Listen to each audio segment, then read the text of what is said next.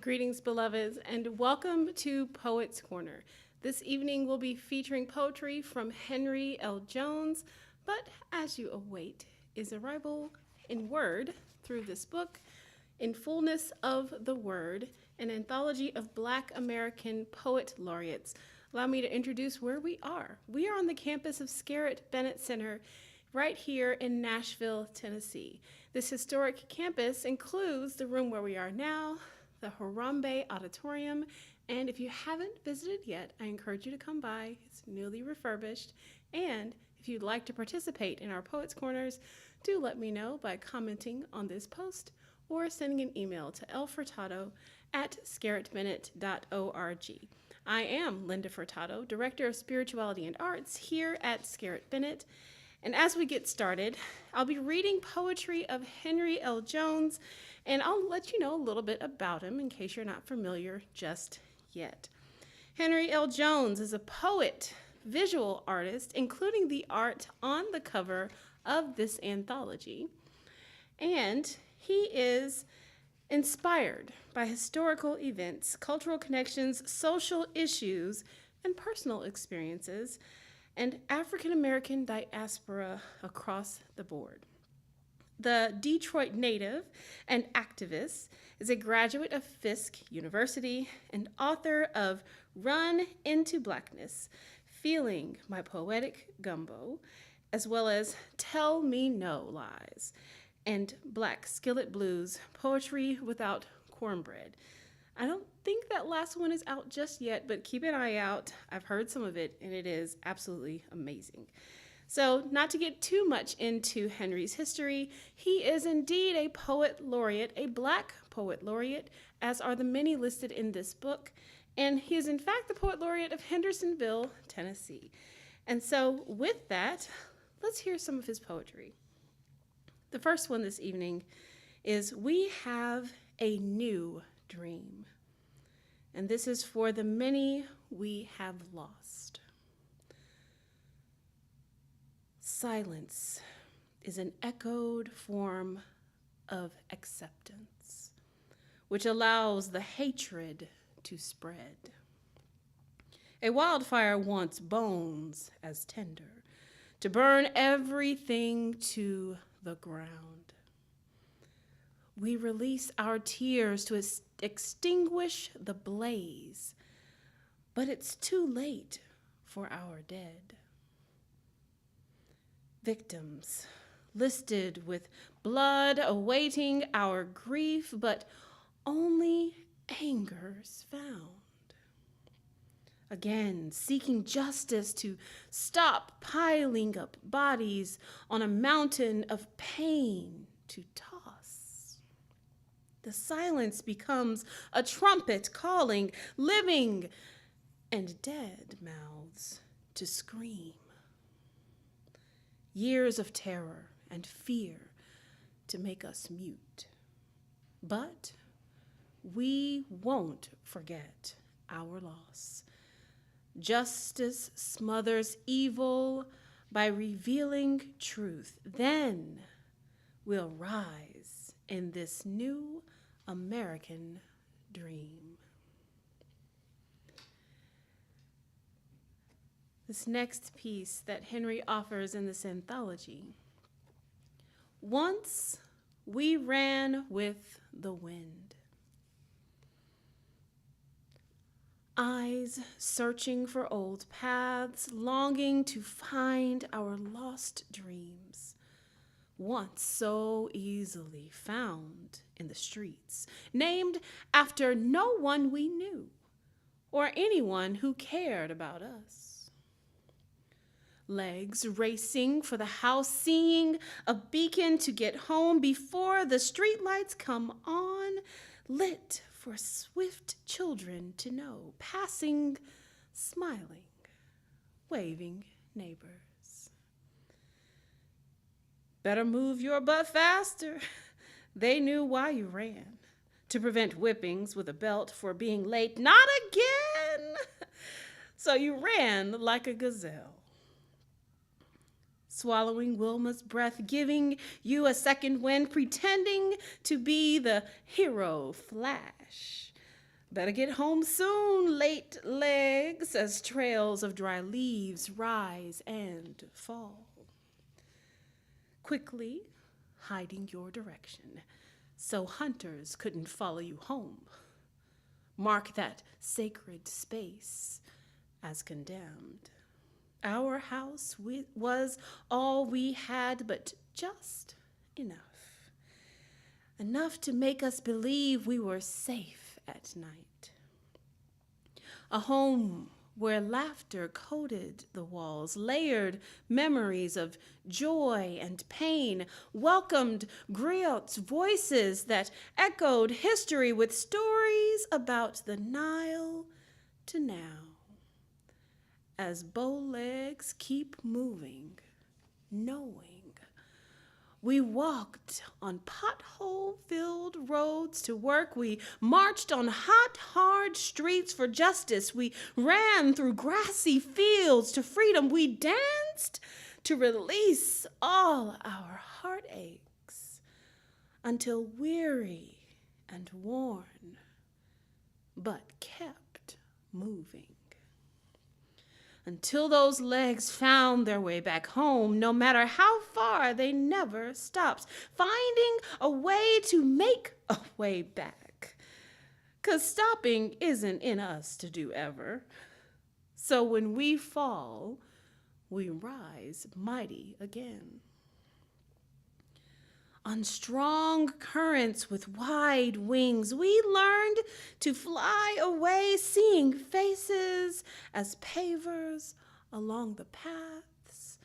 These journeys of rising and falling so many times, we became dizzy. But we just smiled, still moving, and changed motion into music. Pulling out songs from our hearts, singing words from our longing old spirituals of those waymakers. Still, we struggle to keep going. No one can see us moving along, ghostly glances of us pass, new faces. Twisted smiles stand their ground. New roads, new faces, new places. We just gone, vanished overnight, pretending we never existed. Only secret remains found of us as eyes searching for old longing to find our lost dreams.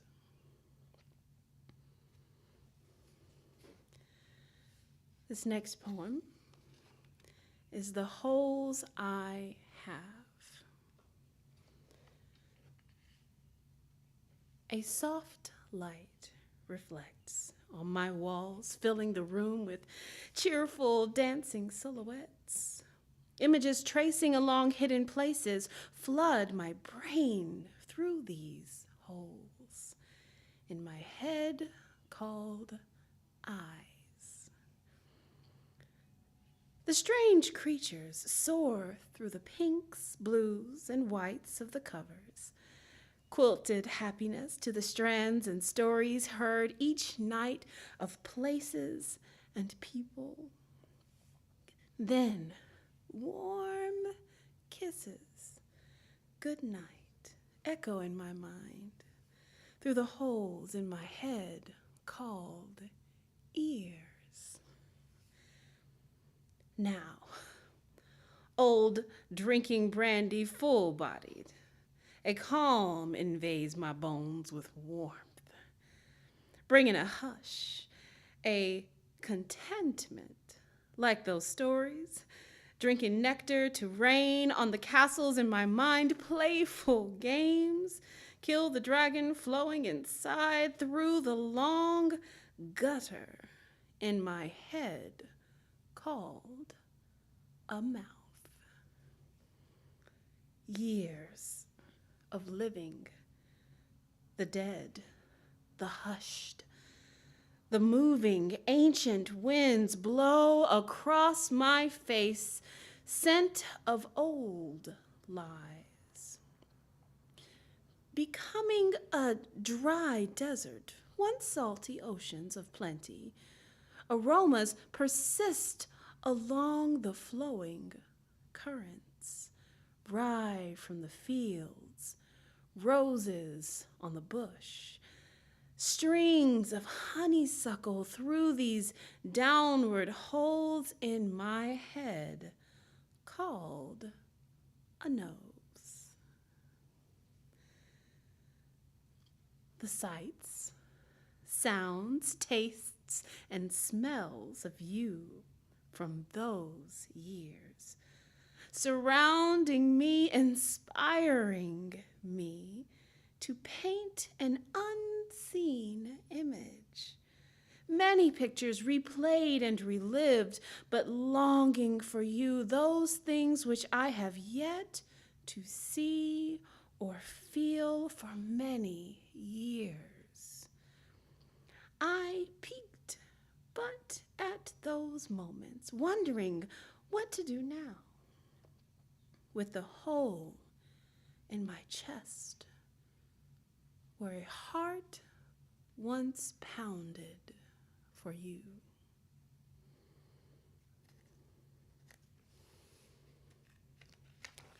I'll tell you what, Henry Jones has a way with words. In his gift of words and storytelling, one of his writings is actually a tribute to where he had his inaugural Poet Laureate status claimed of Hendersonville, Tennessee. And so here is his writings in the season, a tribute to Hendersonville, Tennessee. I wanted to visit the historic Rock Castle, Hendersonville's oldest house in the city.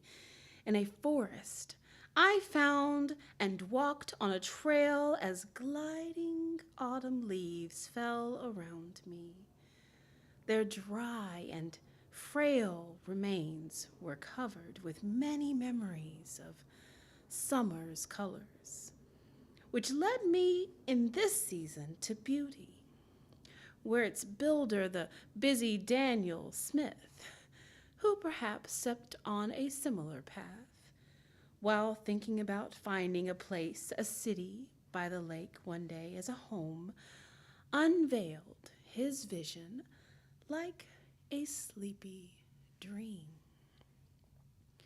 My journey on this thick autumn bed, only seen with a hunter's good eye, the slightest camouflage, sunken footprints showed layered leaves comforting the earth. I walked on them while carefully listening to the sounds of crushed, brittle notes cracking while approaching the Rock Castle estate. I feel the presence of old souls near the house, a masonry wonder of hewn stone and brick made by hand, dreaming and longing for freedom of enslaved people who constantly worked, who had cataract faint eyes of Africa. Missed smiles and faces slowly faded. Blue words of spirituals drifted in the wind of their jealous fingers, grabbed along edges, competing like searching for gold, the right stone to chisel along. A righteous score with one blow to properly build. A house where Daniel's wife, Sarah McShee, could feel safe and loved again, with rooms for her furniture, lace, and a family home to entertain awaiting curious visitors, a home to serve a classy maven sweet tea, a home to draw faith when alone and lonely, and a home to help hold on to another day. I entered the front doorway like a sneaky child. Inside, I found spirits who appeared as fog clouds, performing scenes in a play as though still alive. They talked with voices of echoed silence, and I couldn't hear what they were saying, but looked closely, trying to read their lips, wondering if they were whispering secrets to each other about me as their dead visitor. Night fell, showing them clearer and more real as I watched Daniel get up, walking around. He went toward a door to go outside. I followed him to see a shining full moon.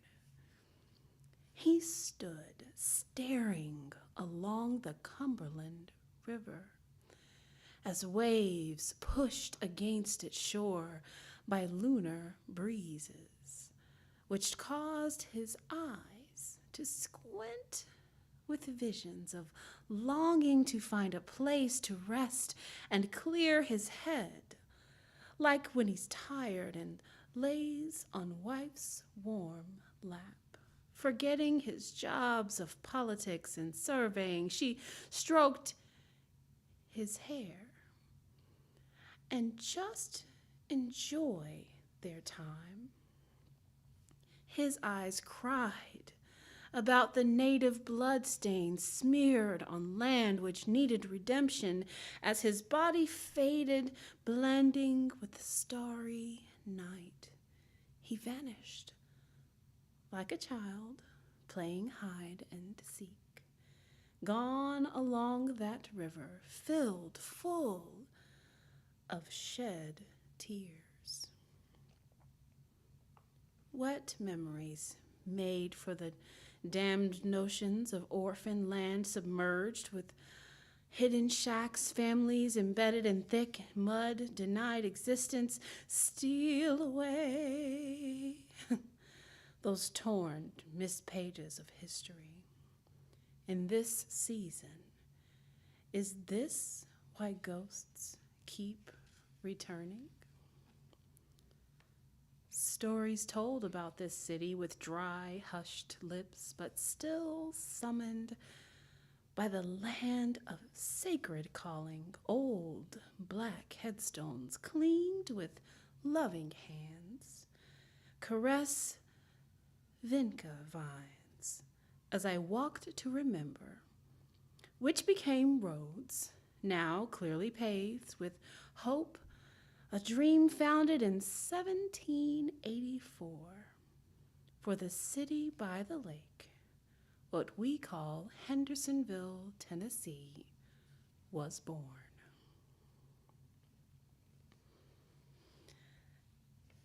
We've got at least one more good one I want to share today.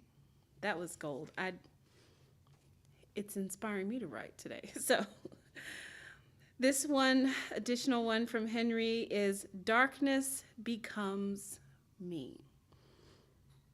As a reminder, the book where these are coming from is In Fullness of the Word, an anthology of Black American poet laureates.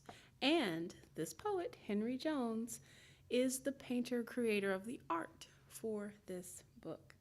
So take a good look. Look it up, find it online, and hear these voices, these amazing people. Darkness becomes me. Darkness becomes me. The stale remnants of day lingers in my eyes, awaiting lucid dreams to slip into my mind.